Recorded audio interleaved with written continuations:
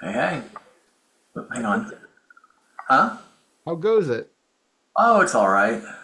Up and down. Is the life. Yeah. So, but it's all right. We're here, so that's good. Yeah.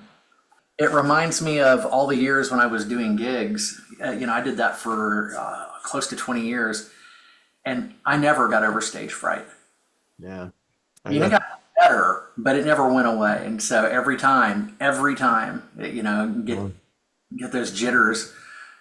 So Remind, many, but huh? so many famous people say that like they never get rid of it and that you don't really want to get rid of it because if you do, then it just means you're complacent and you don't care anymore. So there were a lot of like I've heard like a lot of Huh. famous musicians say like they always have it and they take that as a good sign. Wow. Okay. I mean, I've heard that the first part. I remember reading an interview with Jerry Garcia talking about how he would be on the verge of throwing up before he went out on stage, especially those last years when the audiences were Yeah, absurdly large. yeah, But it was something that was always with him. But that last part about it being something that's a good sign, I don't know. Maybe. I think you can actually look at it a different way too. And it's something that we talk about all the time is that, the way that we interpret, like the body signal is there, the sensations are there, and then the interpretation is something else we put on it. And it's that thing where anxiety and excitement are virtually identical in the body. And so you can have that feeling and you can just tell yourself before you go on stage, I'm like super excited about this. Feel this. Like I'm so giddy. I'm like so amped up to go out there. And it's the same sensation. You're just framing it a different way. Yeah, I'd heard that before about how the body sensations, there are only just a few of them. And Yeah. so you have all of these things that are kind of under the same heading. It's just, like you said, how you interpret it. So I don't know how accurate this is. I don't doubt that it's true in the sense that what has been reported is authentic.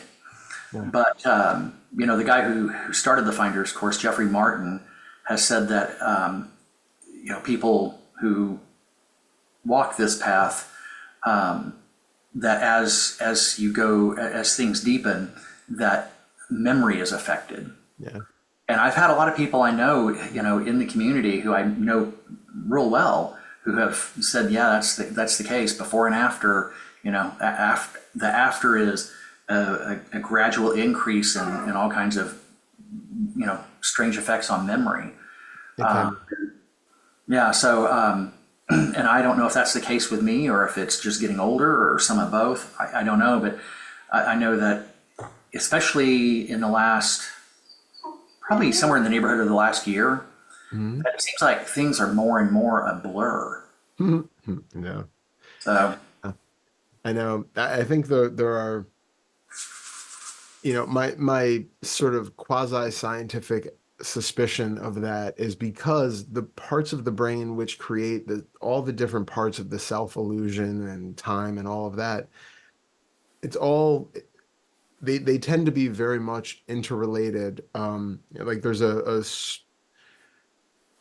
so our perceptions of time, memory, um, self-referencing and all of that stuff is happening in certain areas of the brain, but there are some that are very much what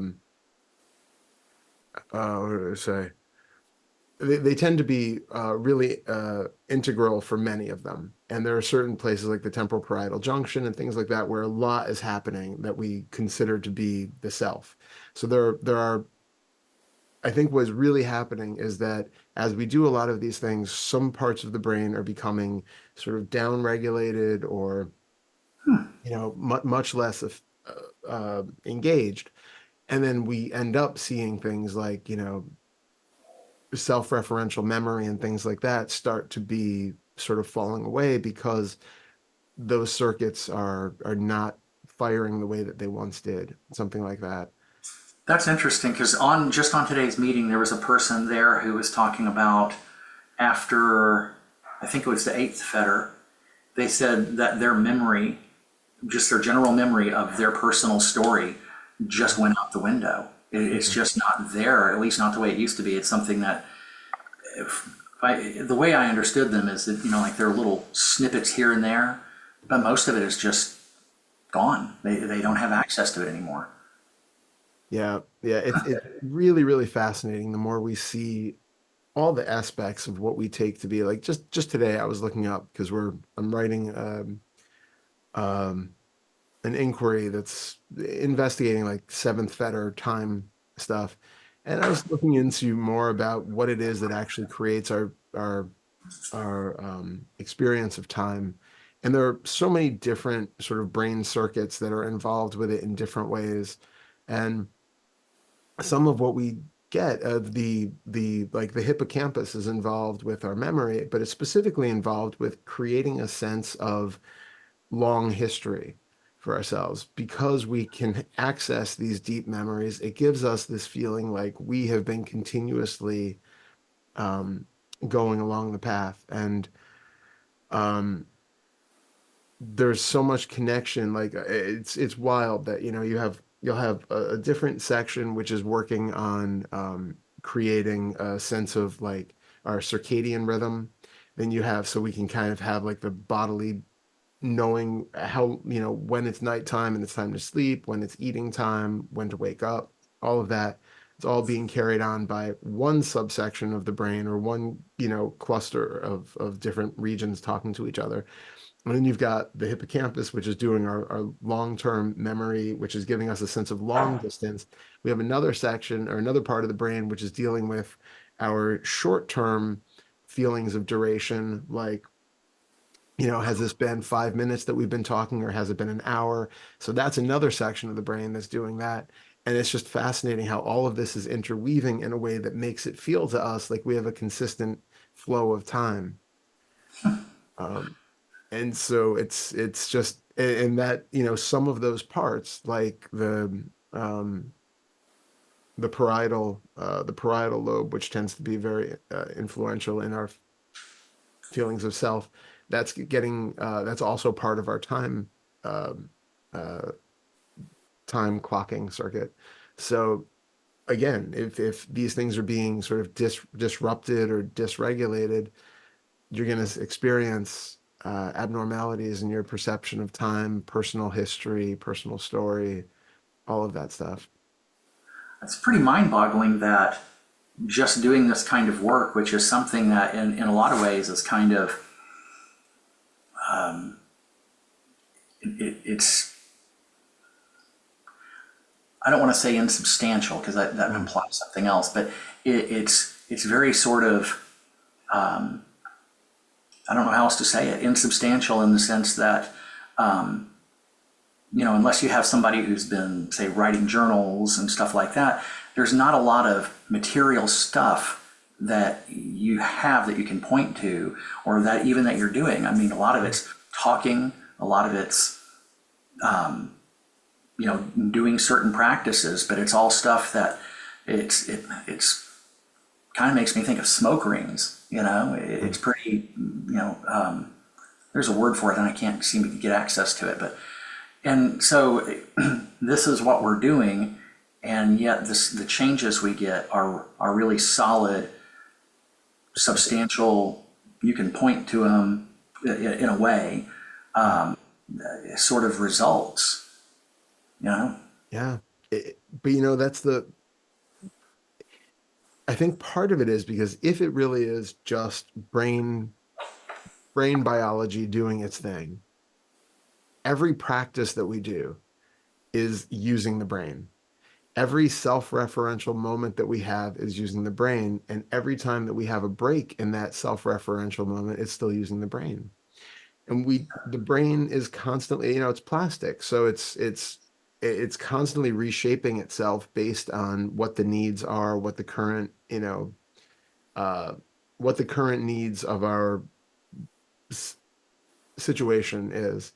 And so I suspect, and this is, I think we really need a lot more research on this sort of thing. But what I gather is that when people have these like really big first awakening experiences, where you have like all the fetters seem to go all at once, and then you're in this honeymoon period for a while. I think it's really a disruption of a large section of these regions all at once. And because we're every practice that we do is utilizing these things or down regulating them depending. So I mean, like people who do like 10,000 hours of meditation, they've put them in brain scanners and you can see parts of the brain are smaller than people who don't, or sorts, it has tangible, visible effects on the brain. But and it's all such, even though it seems subtle to us, going like, well, I'm going to look for a self and I'm going to investigate. What you're doing is utilizing all these parts of the brain, changing the structure, changing the way parts are talking to each other. And we know that you can use, was it transcranial magnetic stimulation? You just basically put a very specially directed magnet on a certain part of the brain, and you can completely get rid of somebody's sense of self temporarily while that's there. We can induce all sorts of different changes to our way of experiencing the world and ourself and all of that just by stimulating with electromagnetic frequencies certain parts of the brain. So it's a very delicate thing the way that it is, like, and it really is fairly easy to manipulate. And I think what we're doing is sort of this internal manipulation of it. Right. Um, and so anyway, going back to what I was, so I think what happens is a lot of times you'll have something where somebody will have this big change, some part of the brain will kind of go offline or be really deregulated. They have this profound shift in their experience. But if they don't continue doing whatever it was that they were doing to kind of create that state, eventually the wiring just kind of starts to go back to normal. And then that's when we start to lose a lot of what we had. And people will be like, oh, I had it and I lost it or something like that. I think that basically going back to normal functionality is more of what's happening. Um, that's the guess anyway, based on there's really good research at this point about which regions are creating a sense of self in all the different ways, and it's really, really fascinating stuff. Ironically, not, it's not being done. Well, Shinzen Young is doing some of that stuff for the awakening side of thing, but most of the research coming out is just from the standpoint of trying to kind of map what the brain does and how our sense of everything is created, but it's not coming from like the spiritually minded community or the looking to Right. awaken people community. It's just like really fascinating research that, if you zap this part of the brain, all of a sudden you have no self for a while, you know. And so we can look at it and just get some really good insight as to, oh, well, that's a very similar thing to what I'm experiencing. This is how that's happening, maybe. Well, and the way it strikes me, at least, hearing you describe all of that, it seems to point to the fact that who we think we are is really just kind of a complex, complex sort of illusion. Yeah. I really wanted to say hoax, but I felt like maybe that was over. That was not really quite right. But yeah, I mean, the thing that we think we are really doesn't have any substance. You know.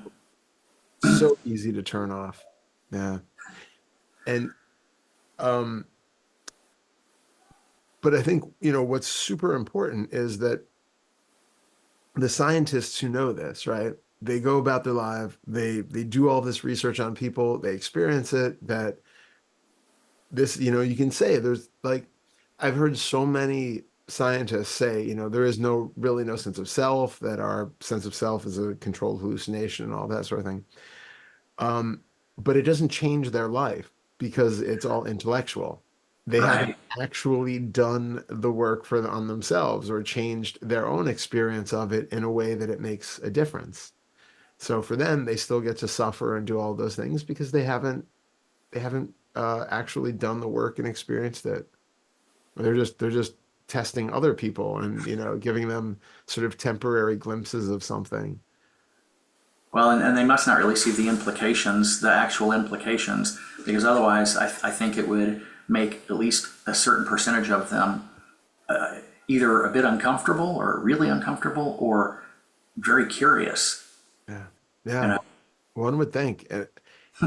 I think, within that community, there's enough of a enough of a sort of like atheistic streak that it's just kind of like, rigid scientific materialism, and uh you can have all the intellectual knowledge about the fact that there's no self, there's no free will.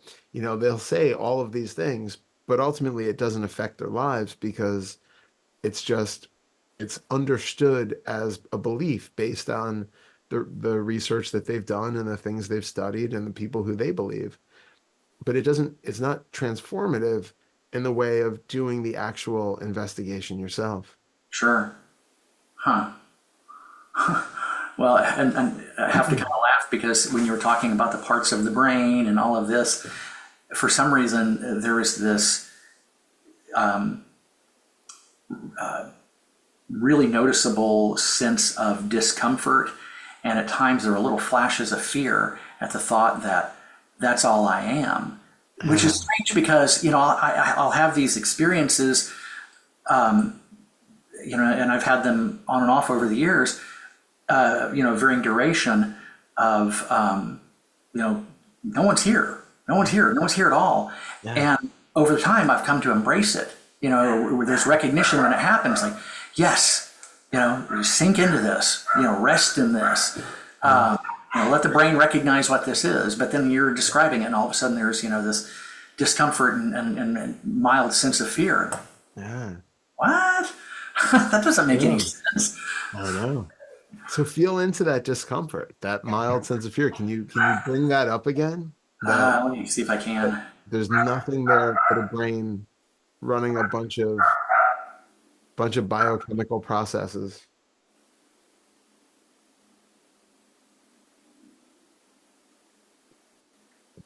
You zap your temporal parietal junction, and there you go. Let me see if I can conjure that up. Yeah, only very mildly. Yeah, But I mean, I can get it. It's just, it's mild. yeah. What would be the implication for you now if that really was the case?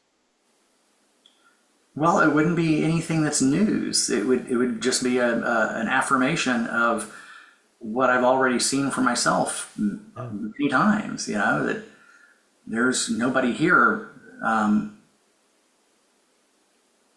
But Kind of but if makes, there's a remnant of fear behind it, then there's something that's still not quite on board. So can you get a sense? Is there something that if there is a belief and an implication of what it would really be if there was absolutely no Darrell here and never was?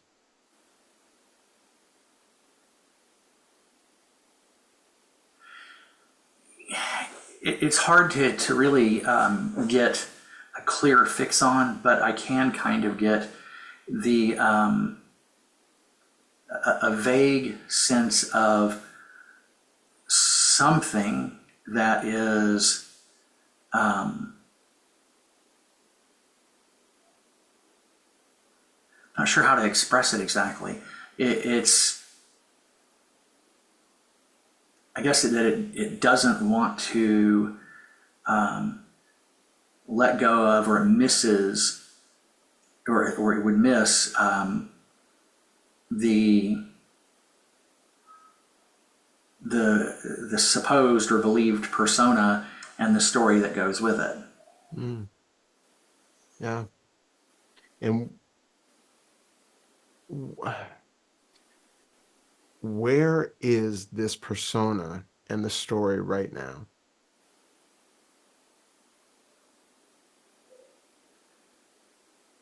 Well, the personas, um,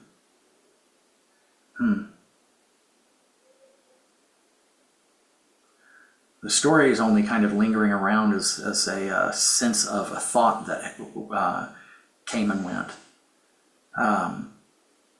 The persona is, I mean, really, it's nowhere.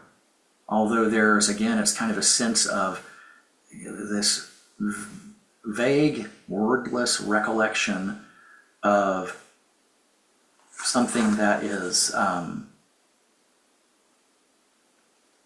something that's known, in that it has come up over and over and over again for decades. Okay. But So it's a familiar thing, but there's sort of this sense of it, but it's it's not, there's not anything here that I can point to other than just this mental sense. well, let's break that down. So again, our mental senses can still only come in 5 flavors: Okay. seeing, hearing, touching, smelling, tasting. Okay. So this persona, which is believed to be here right now, even if it shows up as a type of thought, is only showing up in one of those 5 possible places.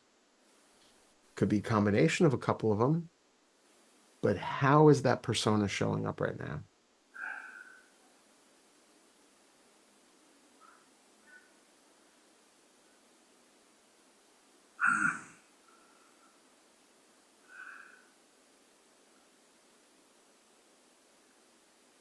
A lot of this stuff is so slippery.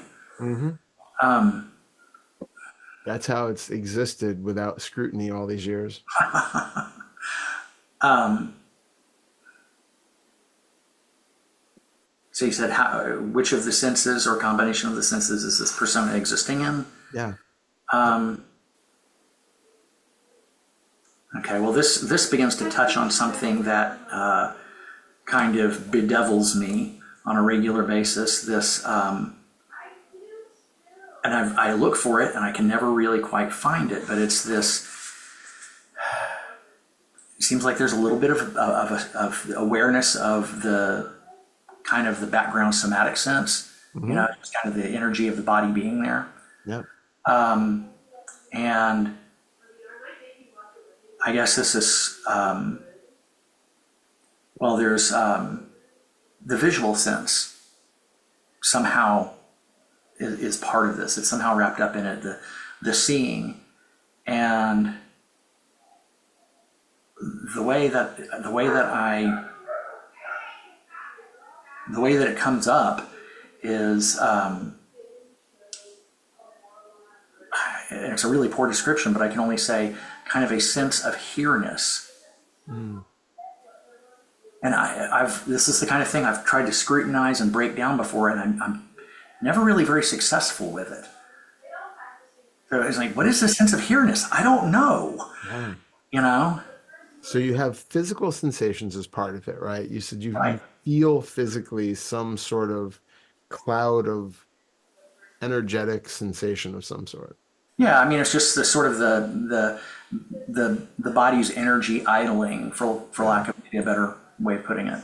Yeah. Maybe also you're feeling the blood pumping through the veins and things of that nature, And right? body temperature. Body temperature, like you're just getting this kind of feeling of I mean, let's face it, we're also trillions and trillions of bacteria all moving. You have the right, like Yeah, you've got you are basically a giant city for bacteria and microorganisms. that's So right. there's no Darrell. It's like the unified city of Darrell. That's just That's what I was going to say. yeah, uh, yeah, new Darrell City. Um, but within that sort of field that you feel, there's still, as you said, there's going to be visual thoughts coming up, and there's going to be some sort of image, probably as you've discovered in the past, about the body, which isn't necessarily even relevant or accurate to what the body Yeah, the is. accurate part is the big one. Yeah, yeah, love that. That was such a great shaving, realization that you had that time. Um, but there's when you say the feeling of here-ness, is it like is it different if you close your eyes versus opening them? Hmm. Yeah, it is a little bit, because there's that inferred distance, Yeah. that over there and here Yep. is now taken out of the equation. Yep. So yes, it does feel a little different when I close the eyes. Good. All right, excellent. So if you close your eyes right now, Okay. You feel the sensation in this kind of vast field of bodily energy. What else about this gives you the feeling that there is a here, something that is located in sort of a centralized place?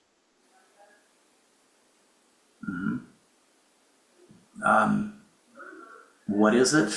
Yeah, yeah. Which of the five That's, senses is it showing up in?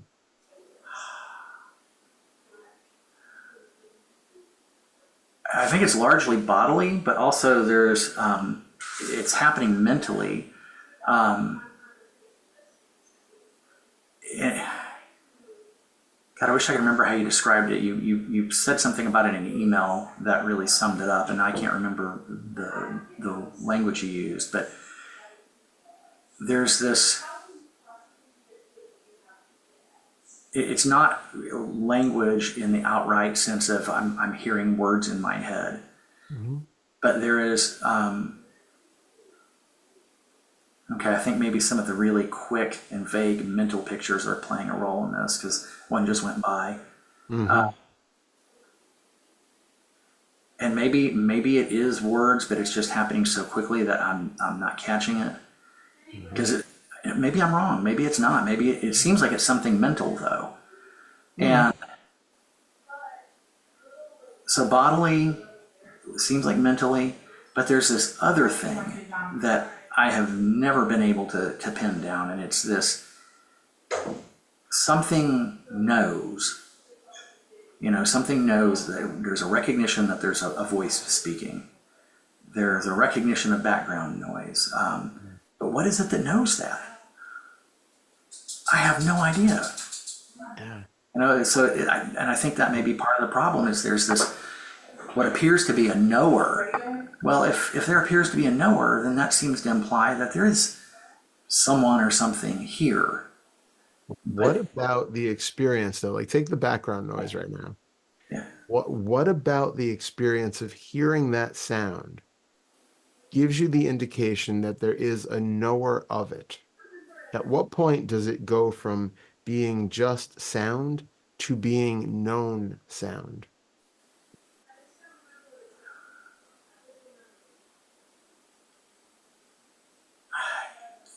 it seems like it's a result of some sort of recognition. That it's not. Hmm? How sometimes you can see or hear something and it doesn't register at all, Yep. and then somebody will say, "Did you see or hear?" No, what? I didn't catch that at all. Well, so there's a line between it doesn't it's not the nervous system doesn't catch it, and then the nervous system does catch it. And so when the nervous system catches it, it seems, and I'm putting that word out there, seems, because I'm not saying it's Yep. actually the case. Yep. It seems like there's some sort of quality of knowing. Otherwise, this stuff wouldn't register at all. Okay, so there are some things which are very vague and undefined and possibly just completely not even, they're just under the threshold of conscious awareness. So there are things which are probably happening in your environment right now which you're completely unaware of, right? Fair seems like a fair statement, yeah. Yeah. So, I mean, like right now, there could be something hanging on your wall that you are completely unaware is there, right? Sure.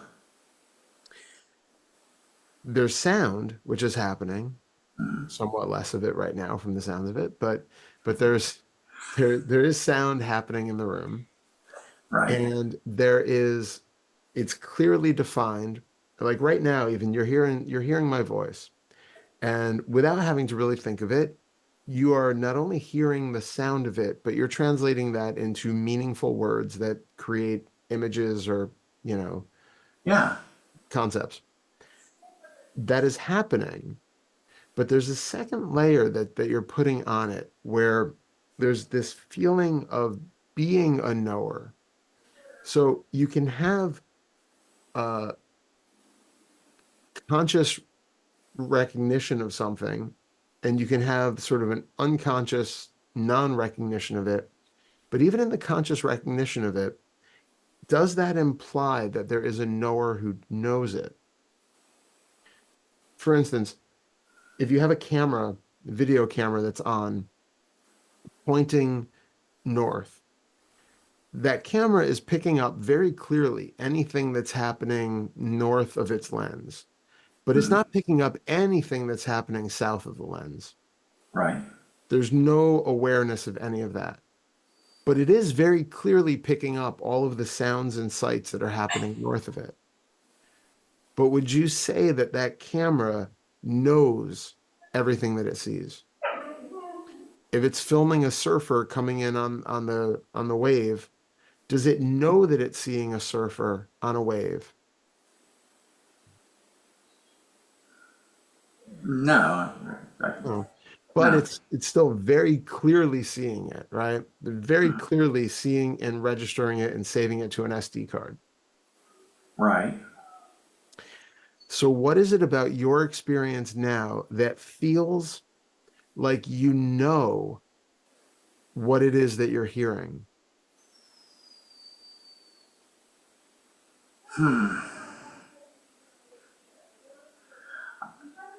It seems like it may be the result of hearing that dog whining, and there's a Mhm. reaction. Yeah. Or, the background noise was really loud, and there was kind of this low level sense of, I wish they'd be quieter. So Hmm. there's responses and reactions to it, which I think that's where that may be coming from. And that's definitely could be part of it. It's already, I think, a little bit too far down the road though, because now you're Hmm. already into the sort of fourth and fifth fetter, wanting it to be different and not wanting what's there and being kind of, activated by that. So there's that element of it too, which is for sure adding to the sense of the self who is here and who needs something to be a certain way. Right. But going back to just the raw experience of it, there are probably frequencies going on in your environment right now which are too high for you to register or too low for you to register, right? They're Sure. out of the bounds of human hearing. Hmm. Doesn't mean that they're not there, just means that you can't perceive them. Right. The ones that you do perceive, hearing the sound itself doesn't necessarily indicate that there is someone there who is hearing it. It's just that it's within the realm of the sensors to be able to be picked up.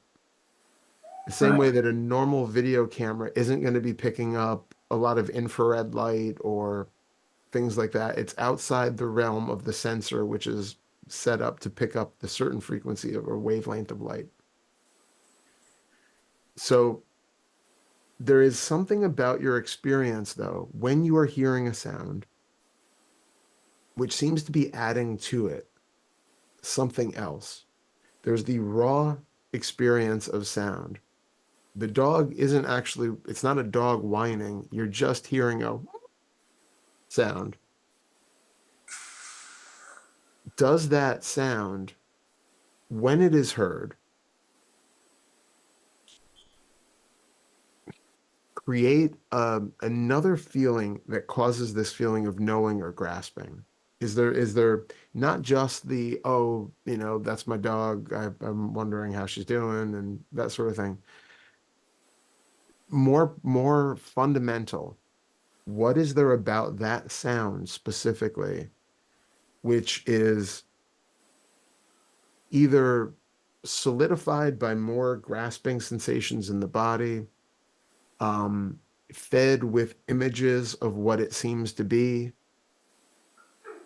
Do you have in the first moment of the experience of hearing the sound, is there a is there a recognition of what it is or where it is or any of that immediately? Or does that get, is there sort of a memory of it and then a relationship to the memory of the sound that just happened?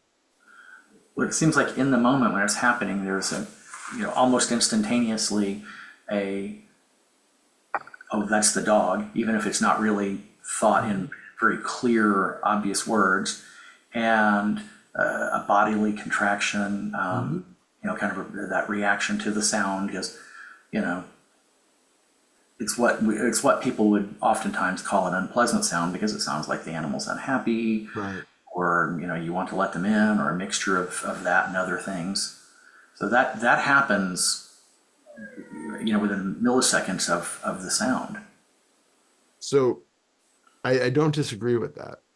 But in what, again, you have, let's take a Venus flytrap. Okay. Use a different metaphor. So you have a Venus flytrap, it's opened up. And they work like they have these little hairs that stick off of them. And then as soon as a Right. fly touches it, it snaps shut. It doesn't mean that that Venus flytrap is self-aware and aware that, oh, here's a tasty fly that's just landed here. Oh, sorry. No, go ahead. I'm going to listen to you while I let them in. That's okay. We'll Come just on, everyone. watch the. Hurry up. Come on. All right. That was a very slow. I was expecting this just frantic, just influx of dog. That's usually the case. Yeah, yeah, Usually an explosion through the door. that was very tentative. That was surprising. I think they were just surprised the door opened. Okay, so going back to the fly trap. Right. So it doesn't have to be self-aware to react to a touch on one of the little fibers. Right. The fact that your body contracts when you hear a dog sound and an image pops up of a dog perhaps, or you might have an oral thought if it's really even too fast to catch. Something can show up, but does that imply that there is a solitary knower of those things? No. So how is that knower felt? If it, I really want you to, like, logically that it doesn't, but because there is still a belief in it being there, I want you to see if there is anything in your experience of hearing a dog or hearing my voice or feeling your butt on the chair or seeing the flashing lights behind your eyes. Is there anything in any of those experiences that give you the indication that there is a knower who is individually aware of any of these things?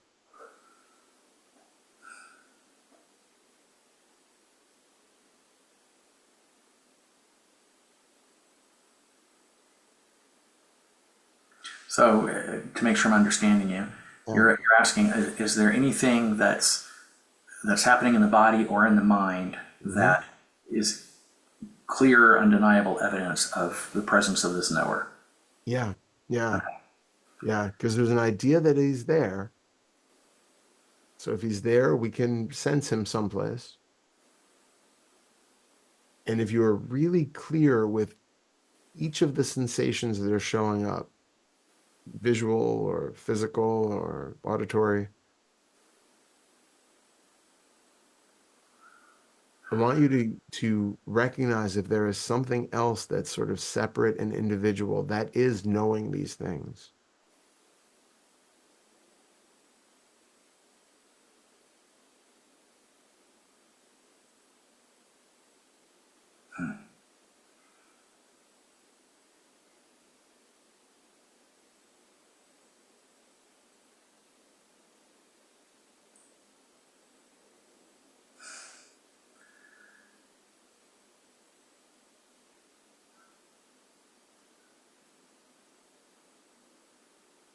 It, the answer would be no. It just seems like there's somehow this idea of a knower Hmm. that creates this sense of there being something that knows. Well, there's an idea of, but you can have an idea of a 6,000 pound gorilla in your room, but it doesn't make it there. So what is it that feels like there's a 6,000 pound gorilla in your room? Aside from that, I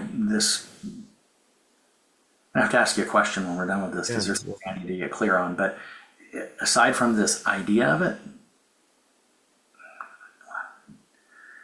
Let me make sure of this.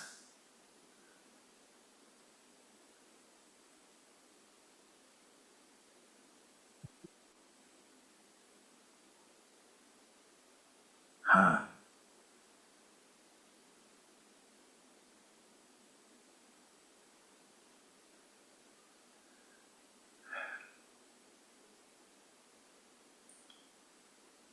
Well, I'm really kind of split on this because on one hand, I'm looking, Hmm. finding nothing, Hmm. but the thing that keeps coming up is, and this is circular in a really screwball way, Hmm. then if there's not and nowhere there, then how is it I am able to know anything? Well, let's ask the question, what does it mean to know something? Say that again? What does it mean to know something? Good question. Um, well, that goes back to your camera Hmm. analogy, that an awareness of it. But boy, I'm becoming less sure of this as we go along. Hmm. Um, what does it mean to know something? That's the only answer I can give you. It just, there's the ability to recognize that it's there, I guess.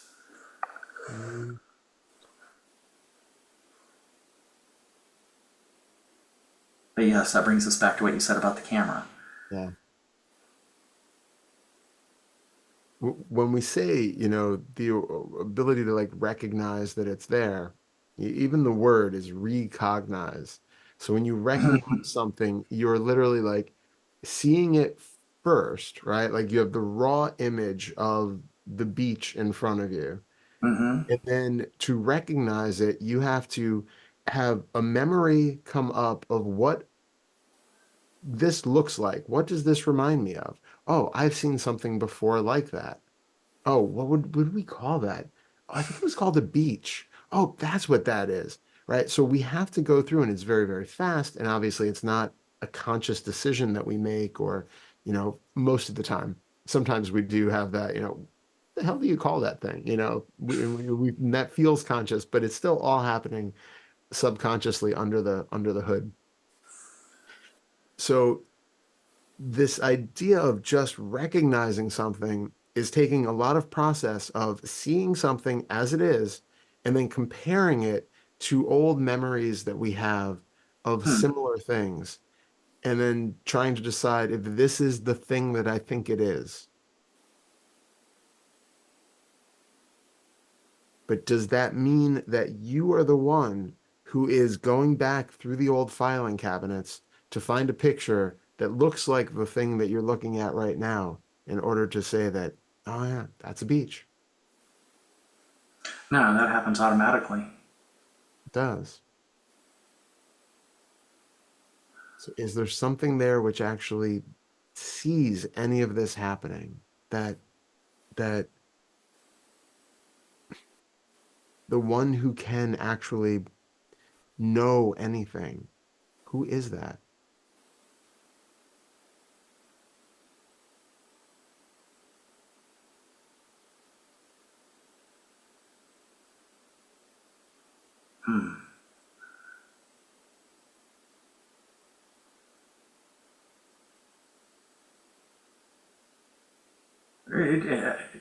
It, it's not anyone. It's just it seems like it's a capacity.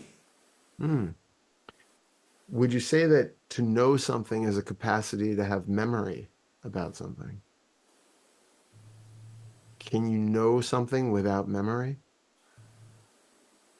Well, it seems like it because you can have something show up in your visual field, and before you've recognized it, like let's say it's a small flying insect, Hmm. uh, comes in close, and before you even recognize what it is, you recognize there's something there, or so it seems. Because I'm now questioning this. Hmm. Your hand moves automatically to bat it out of the way. And then oh, that was a gnat or whatever. So it seems again that word, bold and italic seems like there can be a bare recognition and then the defining or categorizing it. But now I'm not so sure. Mhm. It's now that I'm looking at this more closely, it seems like that also could happen instantaneously or near instantaneously, and then follows the the label that gets put on it. Mhm. How many times do there, the internet has some very funny videos of people being startled by their, their boyfriend or girlfriend or something like that, and reacting in very over the top ways that they would not do if they could consciously see that, oh, that is my boyfriend jumping out of a closet to startle me. Maybe I shouldn't swing this baseball bat that I happen to have in my hand at his head. Like we have a very fast reaction that does not need to have a self or a knower or something in there. And in fact, if we did, we might actually behave very differently. Okay. Yeah, you're right. Yeah. Okay. So just because we have an innate capacity that we have learned, when you feel, there's a stove in front of you, my hand has touched it and it feels warm, you immediately pull back because stoves get hot and that can damage your skin. So Right. that's not something that you have to go, what is that feeling? What is this thing that I'm putting my hand on again? You don't have to logically work your way through any of those steps. Right. There's nobody there who is going through trying to figure out what anything is or what I should do in the situation. It is absolutely instantaneous. Right. You see something coming towards your face, you duck or you swing to avoid it far faster than you could actually do if you had to consciously make that decision of what to do. Right. Huh. So where is the knower implied in that?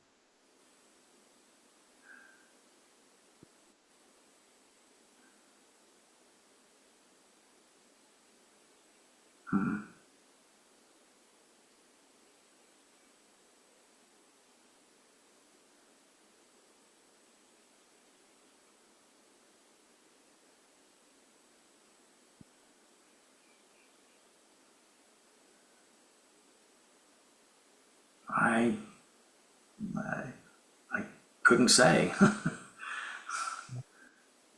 um, What might happen afterwards is that you will then, the gnat flies by, you just recognize something in front of the face and you swat to, the hand moves, get something out of the way. Right afterwards, you can then have that, what was that? Oh, that was a gnat. Oh, I swatted it out. Oh, I'm such a bad Buddhist. I just swatted a fly. And then you can create a whole story around it. But the actual happening of it didn't need anybody there to do it. And then even the recognition of it, again, there's nobody there who's going back to the filing cabinet to figure out what kind of insect it was or what happened, but it's replaying the memory, and there's a there's a sort of overlay of the memory showing up on the present moment to see what had actually happened, and then to create this sense of the sense of the knower comes about because there is this sort of secondary memory of something that just happened that's also happening at the same time that we're still getting new visual information in. And we're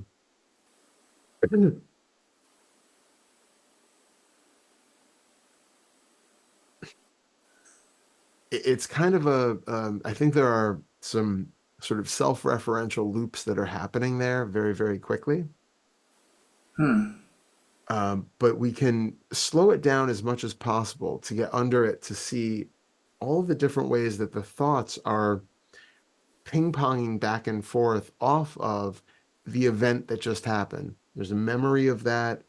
There's a story about it. There are, more images, more sounds coming up, and each of those doesn't need somebody to see or to hear them or to remember them or to know them. Each of those is self-illuminating the same way that the initial visual of the net was self-illuminating. There wasn't a Darrell in there who had to see the gnat, recognize it, and make a decision. There was just an instantaneous black fleck in the visual field that sparked a chain reaction, the same as the Venus flytrap that had, you can touch it with anything. It doesn't have to be a fly. You can touch it with a pencil and it'll still snap shut because it doesn't know that it's a tasty fly that it's going to digest over the next couple of days. It's just something touches it and it triggers.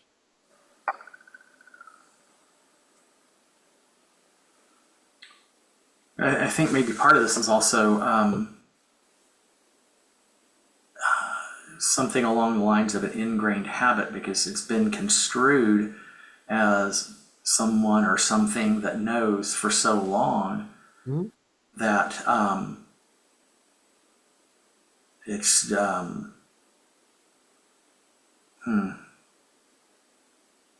I don't really know how to say it. All I can refer to it as is just a long-standing habit. Yeah. You know. Yeah. But that's why we have to look at it each time and recognize, wait a minute, there's an idea that there's something here. There's an idea that there's a 6,000 pound gorilla in my room. I'm looking around, I'm not seeing it. Okay. So maybe I'm convinced for this moment, but I don't know. I've been told for a long time that I got a 6,000 pound gorilla in this room. Still kind of believe in it. So you look again, and we just keep looking to see what is it that is giving me that feeling that, damn it, I swear there's a gorilla in this room. Well, that's a belief. There's an idea that that belief is showing up in a couple different ways. It's showing up as a verbal thought that, damn it, there's a 6,000 pound gorilla in this room. There's probably a feeling of sensation in the body, like a contraction someplace that's feeding into that feeling of conviction that, like, Mhm. I'm being challenged, I'm standing my ground, I'm tightening up, I know what I believe is true, I've heard it before, I've seen it before. There's some like grasping for grounding. You might see an imaginary image of what the gorilla looks like, and you're pretty sure that that's there. But every time you look for it, you can't find it. And so we're undermining that belief over and over and over again with the not finding. And it's made worse by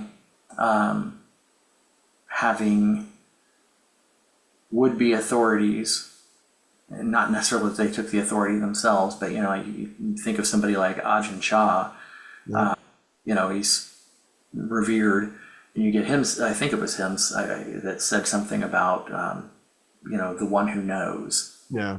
and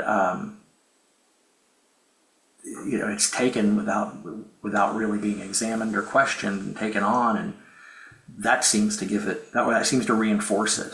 Yeah. Yeah. All right. Well, Thanks. this is probably going to be something that is revisited from time to time. Hopefully not. Maybe this will really undo it. But it's been such a persistent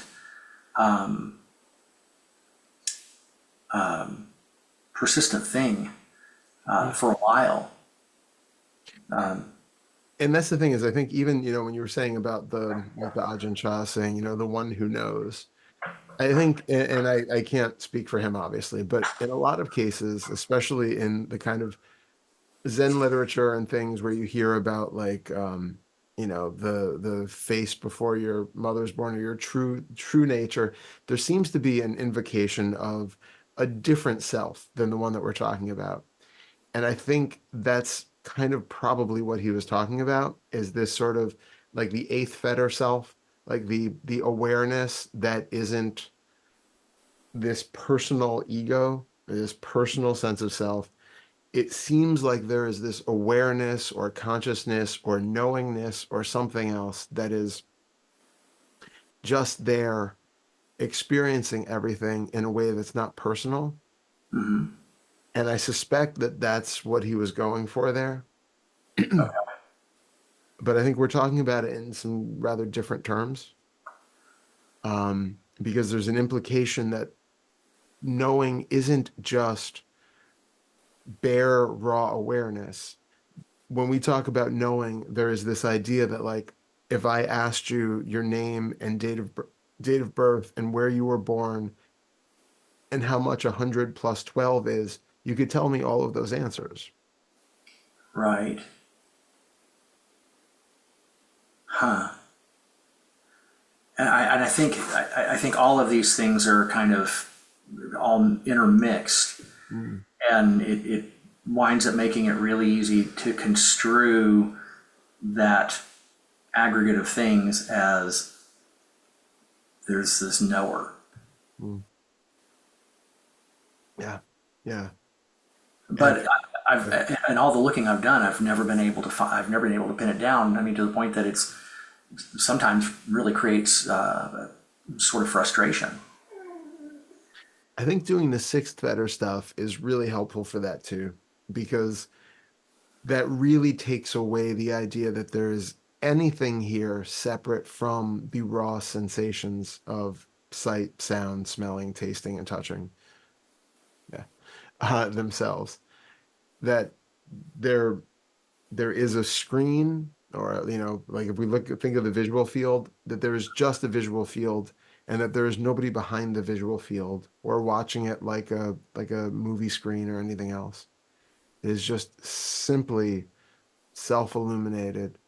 It is that which is that it is that which it is, and that is it. Well, that's much easier to get a sense of, or to begin to see clearly. Good. You know, it'd be nice to think that we have this discussion and inquire into and examine very deeply this thing that seems to be there. Now that's becoming clear. It's easier to see now that the thing that I thought was there doesn't seem to have the kind of reality that it did, Yeah. or substance. So hopefully that's enough to undermine that and allow that to go away. But at the same time, it may come back. I don't know. I hope not. You'd think just the fact that I've gone looking for it repeatedly and have never been able to find it, and the only thing that really keeps it going is the fact that there's this sense of certainty that it must be there. The Yeah. fact that I couldn't find it, no matter how hard I tried, should fly in the face of that certainty. Isn't it funny? Oh. But it's interesting because I just had a session with somebody today, and I was mentioning this that um, we have the idea that even like the sense of self that feels like, there's a contraction here, and, maybe I'm located behind my eyes or something like that, that feels really real. We have this idea that when there's no sense of self, that all of that's going to go away. And we're just going to be this completely open, sensation free cloud of existence. But that's not what we're talking about. The the illusion of self and a knower and a witness and all of that stuff is being made up of certain components. You have physical sensations, you have visual mental thoughts and auditory thoughts and maybe smells and smell thoughts and tastes and taste thoughts. And that's it. Those things are being bound together by some sort of glue or net or something else that is what makes it feel like there's a self here. But those things themselves are not selves, and they don't need to go away for there to be a recognition of no self.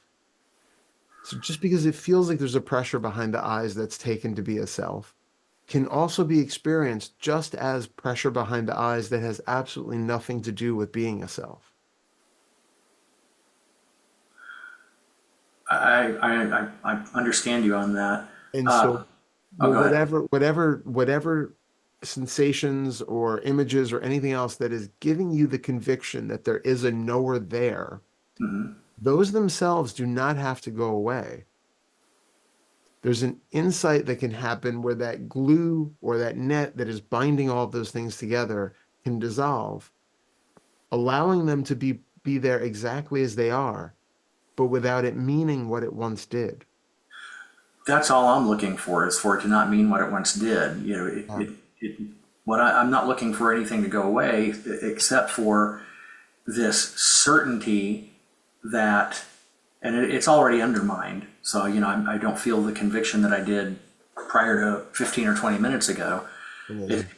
all that I'm looking for is for that certainty to, that's the only thing I want to go away Yeah. is any remaining sense of certainty, or even if it's not certainty, even if it's just a lurking notion that there's a knower. That's all that I'm looking for to take its leave. Yeah. Yeah. So even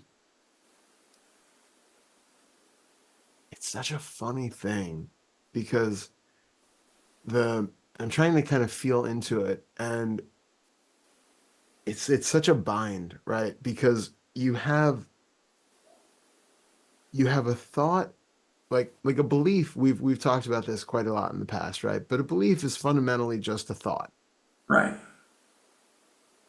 That thought is no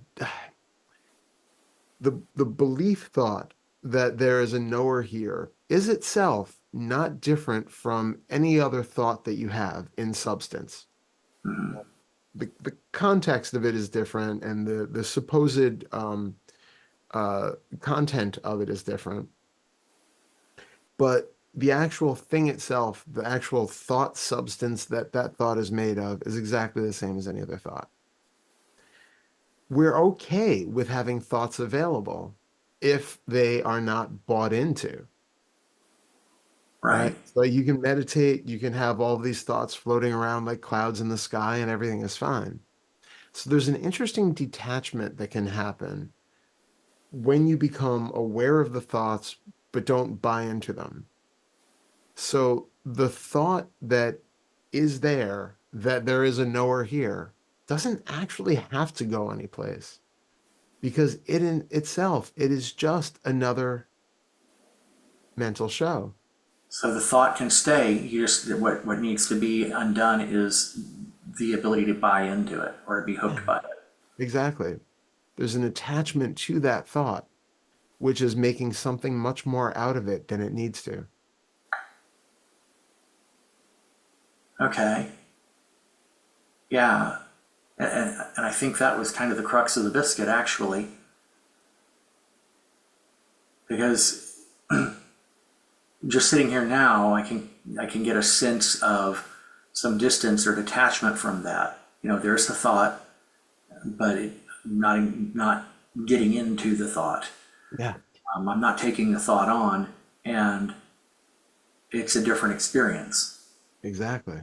It's like, well, hey, that's not really the bugaboo that it usually is. Amazing.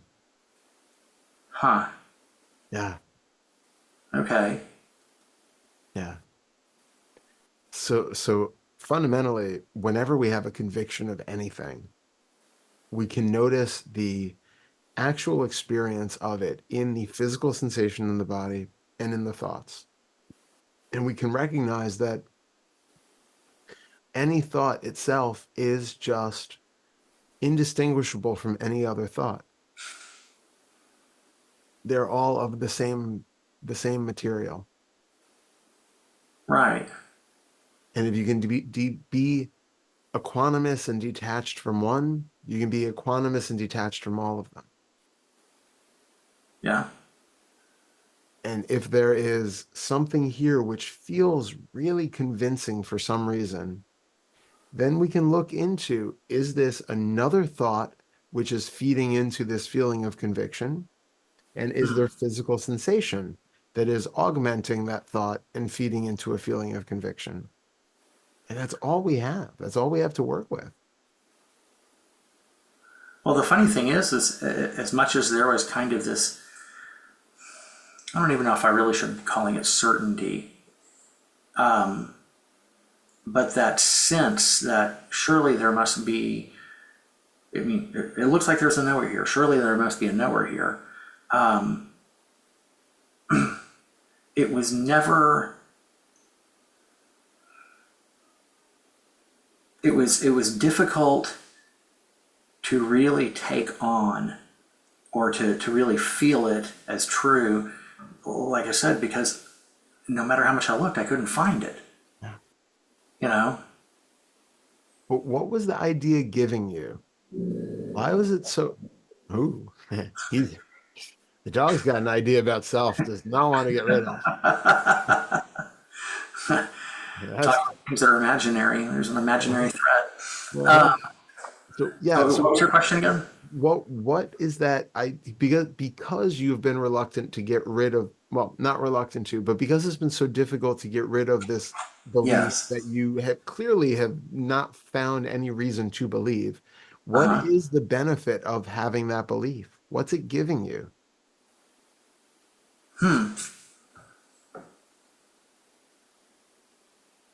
Well, going back to kind of where this started, if there is something that, um, if there's a fear around where all of this work leads, then that gives something a shred of something to hang on to. Mm-hmm. You know, there's something there that at least has the potential to be this little life raft in the middle of all of this nothing. Mm-hmm. Yeah. So is there a fear in giving up that little life raft?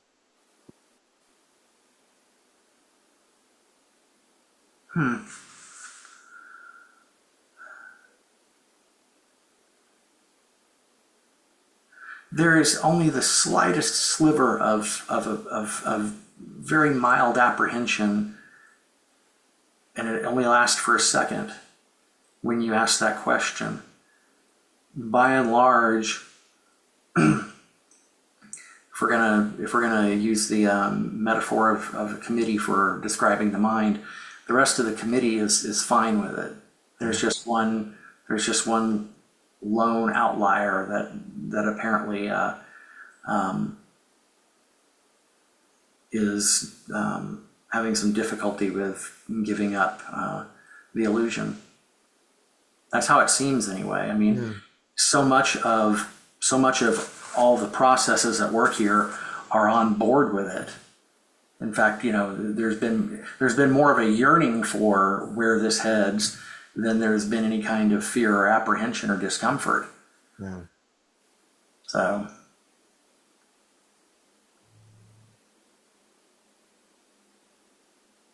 I think it's also just relevant to bring up, and it might not be the case here, but it's always good to bring this up.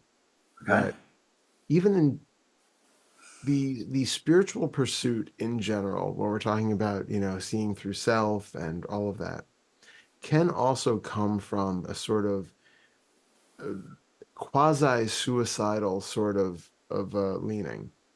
That there's an idea that there's something here that really uncomfortable with, especially when we have issues of, feeling particularly unworthy or something like that.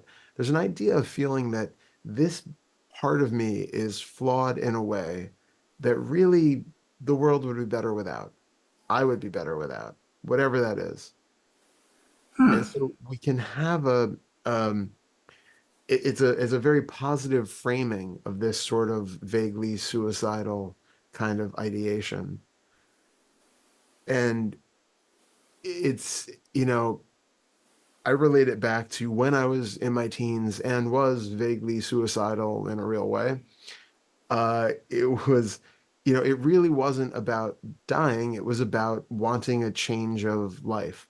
There was this idea that not that I had a direct idea that if I killed myself, I would become, reborn as somebody else or something like that.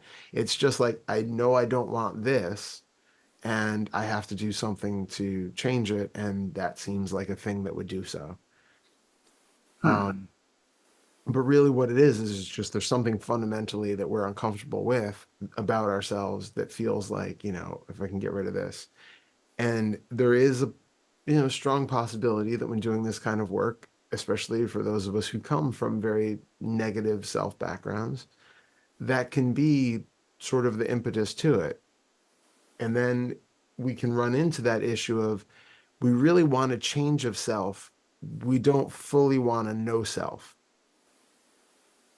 We don't want to really be gone. We just want to be a better version of ourselves.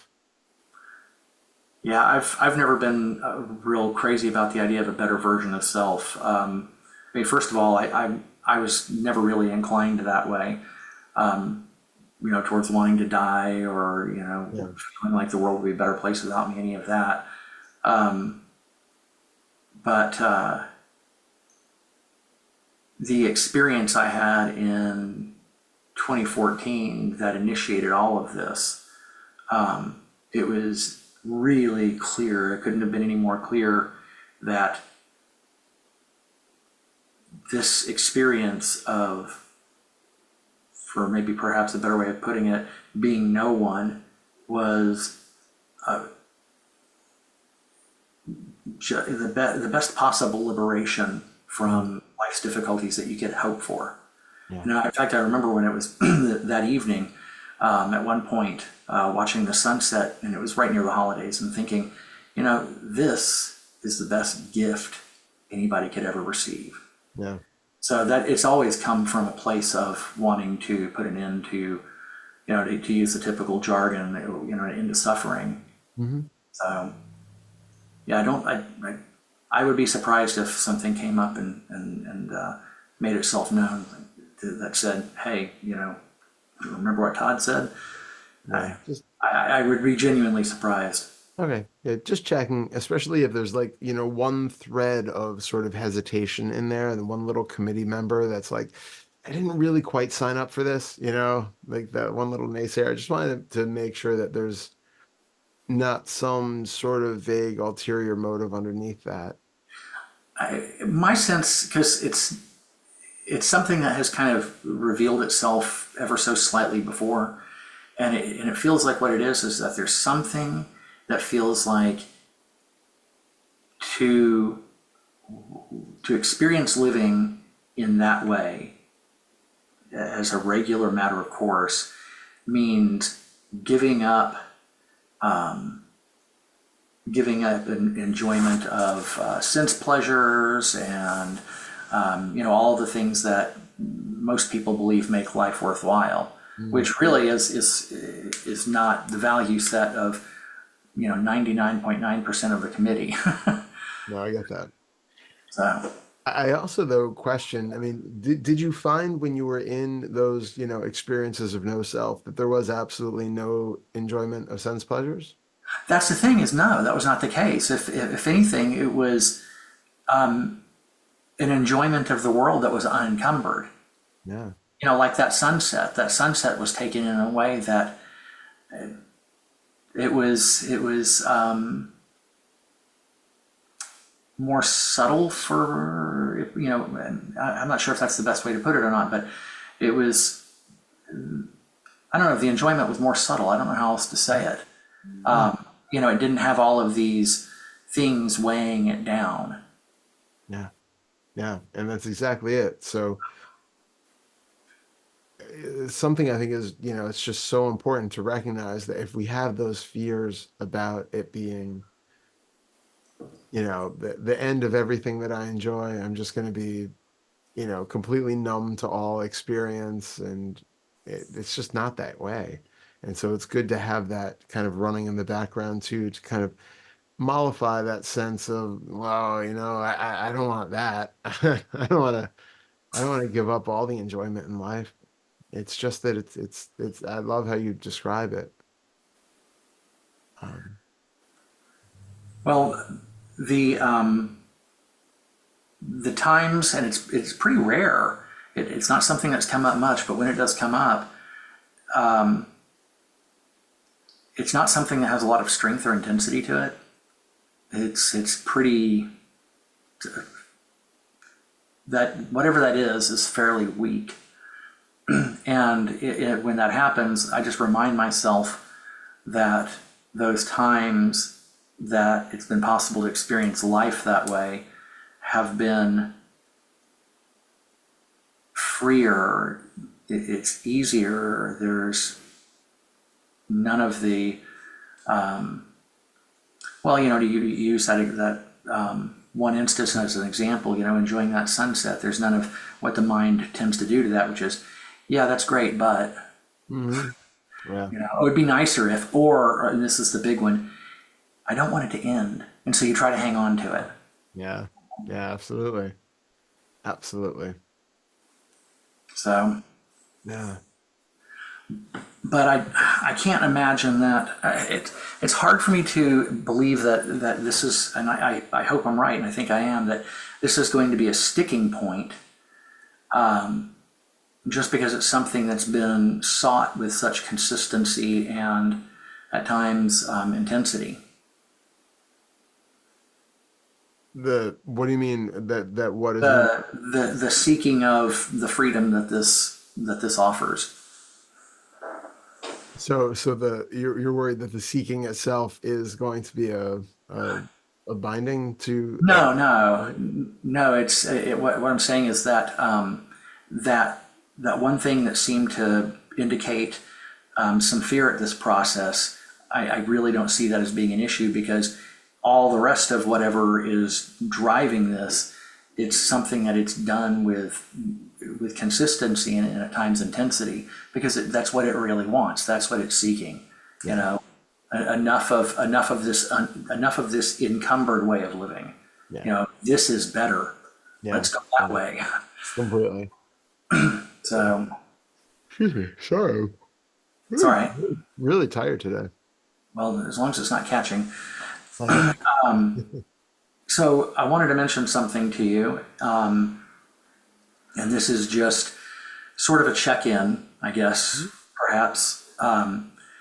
Last Tuesday or Wednesday night, I found myself in a place where it was really easy to do inquiry and to really see, and feel. Like if the question was asked, what is it that is this experience pointing to, or who is it that you think is having this experience? What does this refer to? Those sorts of questions. It was really easy to see in a very clear, obvious way what it was pointing to. I mean, you could see that there's nothing there. Amazing. And Yeah. there was what I can only call a shift. There's got to be a better word for it, but I can't find it. Yeah. So, but there was some sort of a shift, and when I got up the next morning, it hadn't faded. Yeah. Amazing. And the thing that kills me about it is, on one hand, it's really obvious that something happened. On the other hand, it's so subtle, it's hard for me to point to Yeah. or tell somebody exactly what happened. The only thing I can tell you is a couple of things of substance are different. One is that difficult feelings they're not quite as hooky as they had been before. They don't quite have the same degree of catch that they did before. And probably the biggest one of the bunch is, for as long as I can remember, I mean, at least back to my teens or so, telling somebody that I loved them was really an awkward and uncomfortable thing to do. It Yep. felt like I was trying to reach past something that was trying to protect me from people. Yeah. Even people who I genuinely felt love and affection for, and who I knew at least wouldn't deliberately or intentionally do anything to hurt me. And that's been kind of a bugaboo for me with Susanna forever, because she has the biggest heart probably of anyone I've ever known, and she's able to do that with people very freely and very easily. And so I've been on the receiving end of something for a little over 30 years that I've never felt like I could adequately respond to in kind. And while there's still some of it there, most of it has dropped away. And now I can show affection and I can tell her how I feel about her. And it doesn't feel like I'm having to try to fight my way past this protective barrier to do it, or that that some part of me is trying to pull me back behind the barrier while I'm trying to reach past it. Yeah. That whole thing is almost entirely gone. So good. And there were some other things. Hang on a minute. I wrote them down. So happy to hear that. Where did it go? Okay. Yeah, there's some big fears, like fear of Susanna wanting to end our marriage. Yeah. I'm less reactive in general. Amazing. And I'm much more open and receptive towards our daughter as well. And I was almost having some difficulty believing this. And so I asked Susanna a few days ago, I said, has anything been different for the last week? She said, yeah, you seemed a lot happier. Wow. That's great. So there's an external confirmation of this. And it's not that it's important. It's not that this needs to be answered. I just think it's funny, kind of a curious detail that, one, I never thought of it in terms of the fetters. Yeah. Yeah. I mean, I knew it was a result of this process, but I never thought, does this have something to do with fetter too? That question was never asked. And if somebody told me, if somebody answered me, that would be fine, but it's not even really important. Nope. You know, Nope. the only thing that I'm kind of stuck on is something's happened. I don't really know what. And even though I can see the effects of it at the same time, it's incredibly elusive. Yeah. Like something happened, right? Yeah, well, you've got all these diagnostics you can point to. Well, why does everything feel the same? It's like everything feels the same, but some things are different. I don't know. It's all been really peculiar. That's wonderful. Yeah, and that's exactly what we talk about. I mean, we always say that, life is fundamentally the same before and after awakening. It just feels different. There's a difference where people might notice from the outside to a certain extent, like Suzanne did, that you're just, you seem happier or you seem less burdened in some way or um it doesn't have to be a super dramatic thing. And I agree that, the fetters are super handy to use as a generic framework. You have lots of tools to use for each one. You can kind of see these filters as they're present in your life, and it gives you some indication. But ultimately, it's a very messy it's like a holistic process that happens that doesn't have really clearly defined boundaries like we would like it to have. It'd be so neat if it was just like, oh, this is clearly a sixth fetter, check. Oh, this is clearly a first fetter, check. It's not like that. So they're very useful, but it's more for like, I think that they're actually better used in seeing like, okay, so when we start out like with no spiritual background or maybe just some basic meditation or something, we're not really aware of all of the different levels of our confusion or delusion or the filters that are in place. And so what the fetters do is give you a clear layout of like, oh, this is one of them, this is another one, this is another one. This is how it feels to have a self, this is how it feels to have aversion and craving, this is how it feels to feel that sense of distance and space, this is how it feels to be this kind of bigger than me but still somehow an I kind of sensation, etc. And so we have those as like sort of ideas or checkpoints where it's like these are things that you might experience as you go through. It kind of puts it into perspective and specifically like investigate your experience and see, oh yeah, I actually do understand that that's a filter. That's really not how life is. It's something that I'm adding on to the experience afterwards, and then you can start to see through it. But using it as like a diagnostic for like what was that experience exactly? That's much Mhm. harder. It's not really relevant.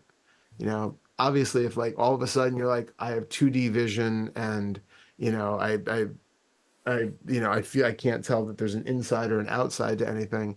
Well, that's clearly somewhere in the Fetter 6 range. But beyond that, it's not really of diagnostic use to just kind of try to pigeonhole your experience into some artificial box. Well, and it seems like it would be almost impossible to, because, okay, for example, the sense of, well, all I can say is, just I'll put it simply, the sense of self, that what we mean in that, and I'll use the framework here, that first Fetter sense, Yeah, is even less believable than it was before. But yet amazing. at the same time, we were just talking about this sense of a knower that's still lurking around, or when you're talking about there not being an inside and an outside, there is I think it's in its infancy, Hmm. but there is, and has been for a while, kind of that sense of there's not really a boundary here. Yeah.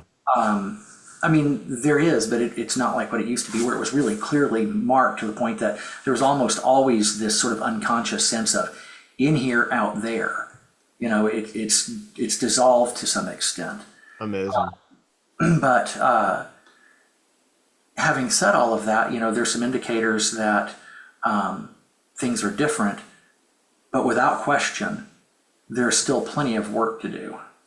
Know, so I'm less reactive, which is great.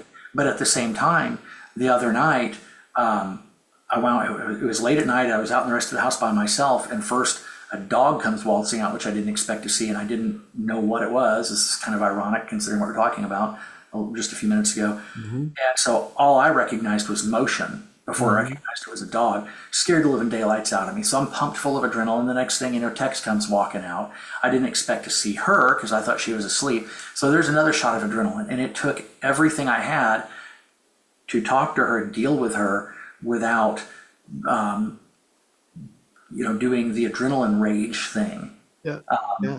So there's still, and of course, some of that you could say, well, that's a body reaction. Hmm. That's wired into you. But still, there are reactions, whether it's because of adrenaline or whatever else. There's still reactions to things.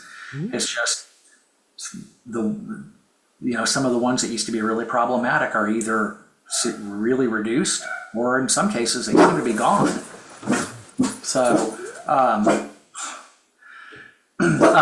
Speaking of reactions, you yeah, know, speaking of reactions, thanks Godfrey. But anyway, hang on, let me open now. Okay, God knows what you're missing. You got the exit you were looking for anyway. that was what I was expecting. So yeah, there's still plenty of work to do. I mean, Of I course. don't have any sort of crazy notion that somehow, you know, that I've reached the end of this and it's all completed. You know, Yeah, I get that. It's this is I feel like I'm hearing like elephants and baboons and like this is going to be hilarious when people are watching this. Who how knows when it'll many quiet down? how many dogs are there? 10. Oh, that's why. I'm like it really sounds like an entire forest of dogs out there. Well, I mean, it helps that there are 10, but Yeah, yeah. and of course, one big one. But yeah, they can make quite a cacophony, as you heard. That is hilarious. I mean, that is like full on the middle of the jungle, just surrounded by. Fortunately, that's not a regular occurrence either. That would be, I mean, it's great Feder 4-5 patience practice. Right. So that was all heading to one point, which is it kind of hit me earlier today that I have certain things that I'm now kind of falling back on, and they're starting to become a habit in terms of inquiry, Hmm. how ways to do the inquiry. But and this may be completely misplaced. You may tell me, hey, you don't need to worry about it. Everything's just fine. It's on track. But there was kind of this sense of being adrift. And the question I had this morning was, I need to ask Todd what in the hell it is exactly I'm supposed to be doing. So it's a solid question. And the thing is, I think you have so many tools at this point, but it's using the right tool for the right job in the moment. Okay. So, it doesn't have to be a one size fits all thing. I'm still a big proponent of throughout the day, when it feels like there's something here, like a self, a knower, something like that, that's the moment to just investigate. Take stock of each of the five senses.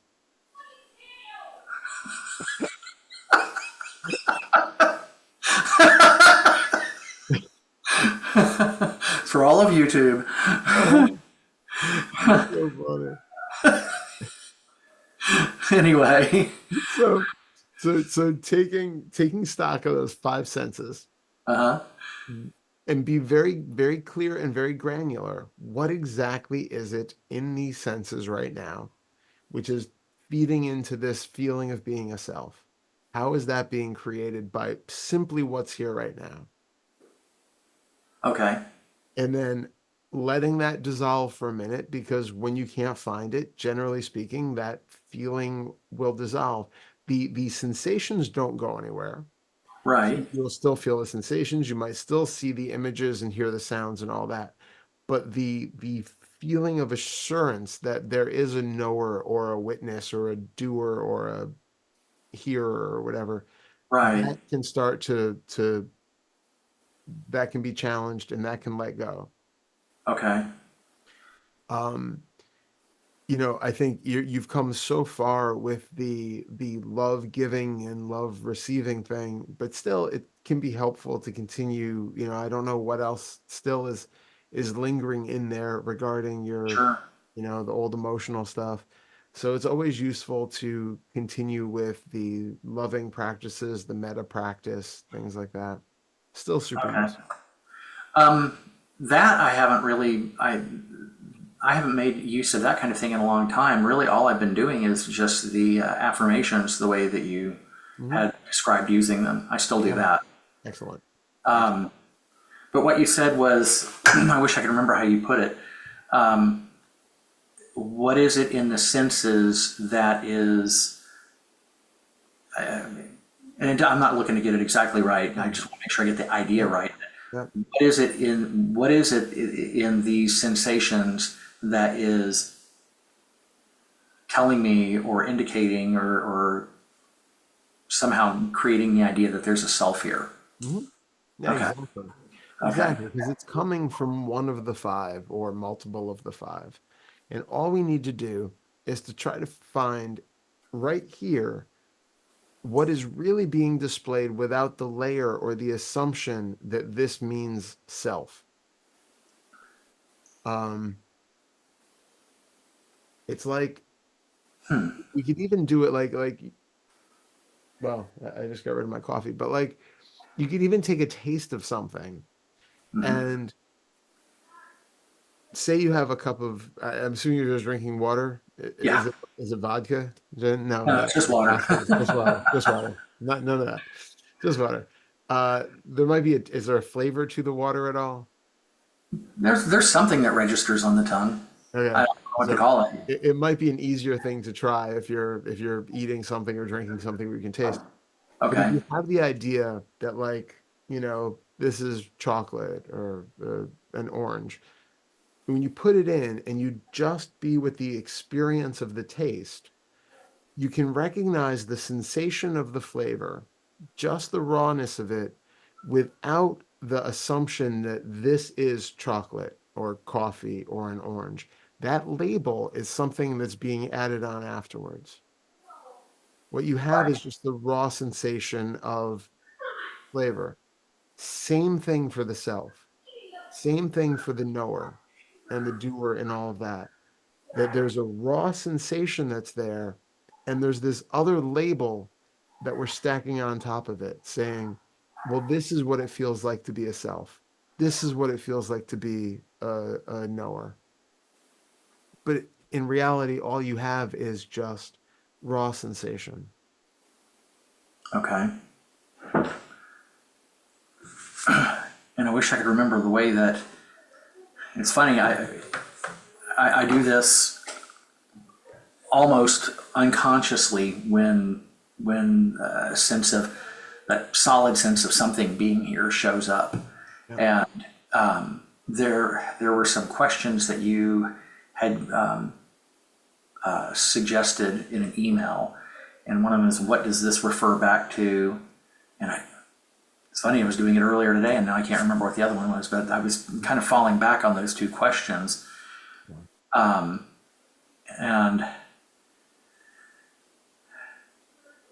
I guess what I'm trying to, and I understood what you just told me, Mm-hmm.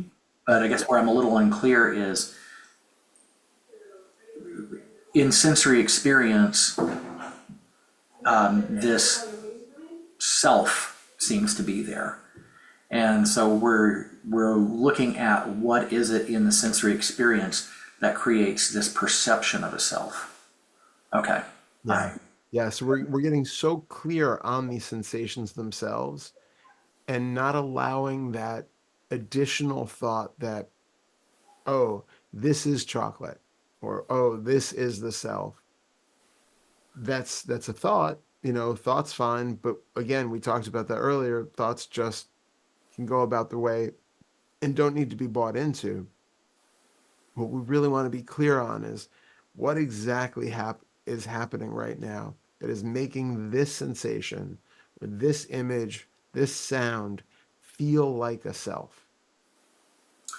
Okay. So that was where all of my attention was. So I guess the other thing I'm not too sure about is you're also talking about looking at the labels that get put over sensory experience, the taste of chocolate or what have you. So is it important or is it necessary? I don't like the implication of that word, but is it a good idea to also be looking at those other labels that don't really have anything to do with a sense of self? It is. Okay. So I was completely overlooking that. Yeah. Yeah, super useful because this way here it's actually going to break down a lot of stuff for you because it's not only breaking down the first fetter stuff that can, relate to the sense of self, but it's also breaking down sixth and seventh fetter because Okay. uh that's where we start to create things out of nothing, right? This looking at whatever's in front of you right now is just a raw sensation of something. There's another layer of thought, another layer of that recognition, that recognition that goes into it to say, oh no, that's a computer. I've seen that before. And then it makes it into the thing that it is. And then it becomes my computer. And then it becomes, I paid this amount for the computer and all that. But the first step of that is what's really important is where it goes from just collection of sights and shapes and colors to the thing that I know it is. That's an extra layer that's being grafted onto the actual experience. And that's the same thing that's helping to create that sense of the self, that there's a collection of sensations here. Every time I feel them, I call this anxiety. There's a sensations here. I call this happiness. There's sensations here. I call this Darrell. Okay. Same thing. We just want to get clear on what is actually happening here and see very clearly that there is no such thing as anxiety or craving or aversion or happiness or Darrell. Each one is a label of a collection of different experiences or appearances. Now, the one that seems like it's going to be a little more slippery is the this business of this alleged knower. Mhm. And the reason I say slippery is because it doesn't seem like it's just a matter of, okay, what are the sensations that are coming together to create this? I mean, even when we were talking about it, it seemed like you were approaching it a little bit differently than we do other things. So I want to continue to look at that because of the fact that it's had such potency, I Yeah, guess. yeah, So how would you suggest I approach that? yeah. Really good question. So to start with, if it feels like there's a knower here, I want you to get clear on what, if there are any physical sensations that are feeding into that right now. Like if I try to picture a knower, I'm sensing things in the face, specifically like in the sort of sinus cavity region, sort of back there. There's stuff that shows up that would say this is part of that complex of knowing or of the knower. So recognizing, oh wait, there's physical sensation that's happening in the face, there's, behind the eyes, wherever, sensation. Recognizing that there's um, if it's like if I use right now, and if I was going to say that I know that, I'm sitting here having this conversation with you, what I first experience is there's, again, physical sensation that sort of is creating this sense of a lock of like, this is substantial, this is here. Like, it's like, it's just tension, it's just sensation. There's an image of you in this screen right here. So there's the actual image of it, which is like the external image, but there's also this really quick internal version of that where it's that's showing up. There's a very quick internal image of this body here that's showing up. And it's almost like a quick relation between the two that's joining these things together. You have a couple of visual images that are happening almost simultaneously, but very quickly. You have sensation in the body. And then let me just feel into it for a second.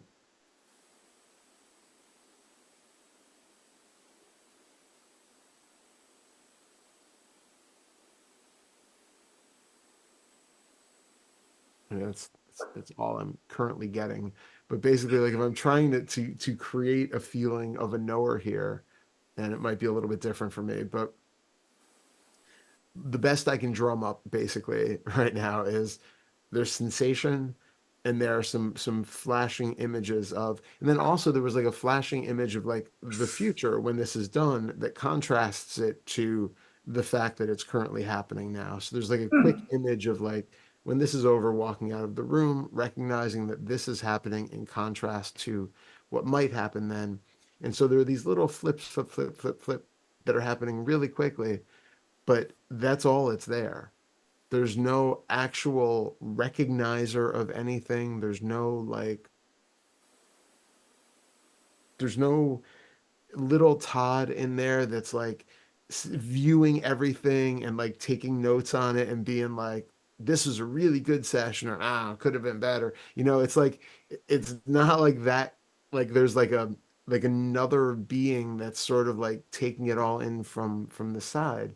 There can be a thought that in itself shows up as like um you know I don't know that like that was a really good point that seemed to hit home, or well, that was a terrible metaphor or something. Like a thought can pop up like that, but it's not a self-referential thing, and it's just another cloud through the sky. Okay.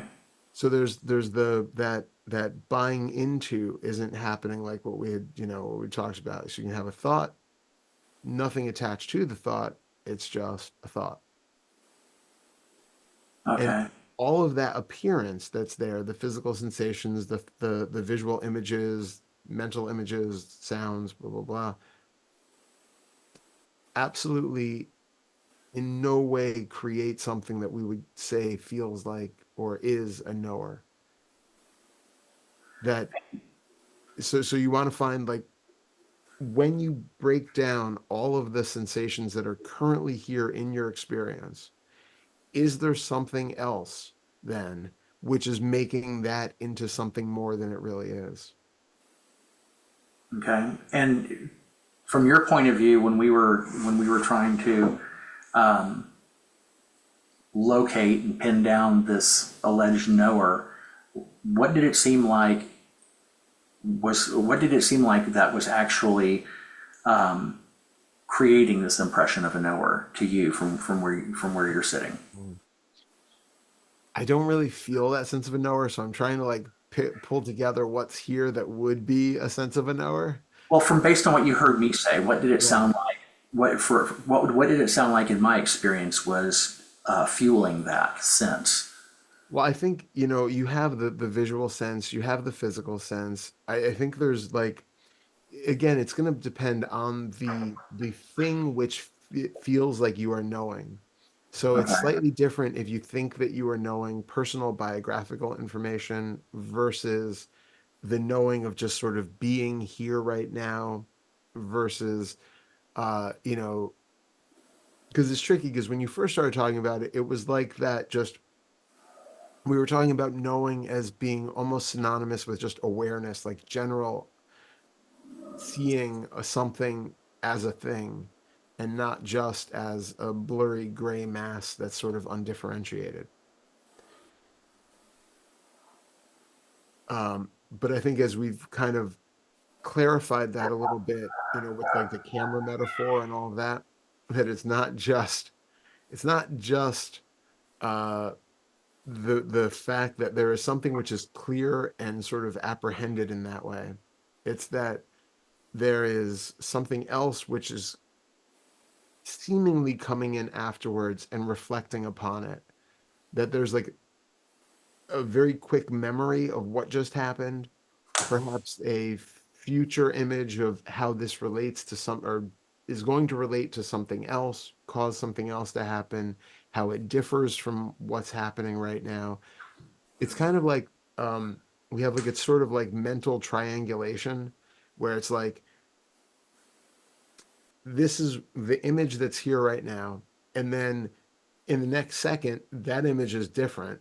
So now we will very quickly see a memory of what was just there, compare it to what's here now, maybe even create an image of what's going to happen in the near future, compare that to what's happening now, and it's like we're constantly creating the idea of where we are in this moment based on our perceptions of the extremely recent past and future. Well, and when we were talking about it, I mean, fortunately, this is recorded, so I can go back and Yeah. watch that part of it again. But at one point in time, you nailed it down, and I had kind of a low level aha moment about it. I mean, it was enough that enough to undermine something that previously I could not get underneath. I was not able to undermine it on my own, Yeah. in spite of a fair amount of effort in that direction.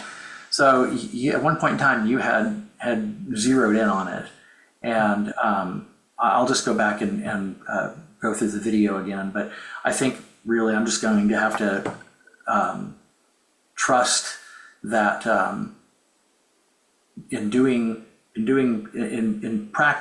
working with this practice that it's going to get worked out rather than try to hang on to something, or there was a shred of an answer, let's hold on to that because we made some progress. Instead, just going, what, I can go back and watch the video, and even if I never saw the video again in my life, that this process will take care of itself. And as long as I'm making the effort and doing the inquiry, the answers are going to come. Yeah. This will get sorted out. So I'm going to take that attitude about this instead. Absolutely. I think it's a really good attitude because it really comes down to the sort of joyous vigilance that you mentioned in the email. It's like it's just remaining vigilant with your experience in a very light, curious, open-minded, open-hearted way. Well, and this process has been, this may sound kind of weird for some people to hear it said this way, but this process has been good to me. You know, I've invested myself in it. I do the inquiry. I work on cultivating it as a habit that is something I do throughout the day as I'm going about daily affairs, and I get results. Interesting punctuation right there. But just in the time that you and I've been working together, there have been many examples of things that they just take care of themselves beautifully. Just invest yourself, do the inquiry, and it'll be all right. So, I words to live by. I couldn't say it myself. all right. So I'll leave it with that then. That's perfect. Really perfect. And keep me posted. Let me know if anything else is going on. But I think that's a really good way to handle it and to approach it. It's paid off so far. Yeah. So no reason to think it wouldn't continue. Amazing. All right. So, yeah. All right. Well, tremendous gratitude and thanks as always, Todd. Thank you. It's absolutely a pleasure. Uh, I'll talk to you soon. Okay. Have a good weekend. Yeah. Take care of yourself. See you Dude. soon. Yep. Bye.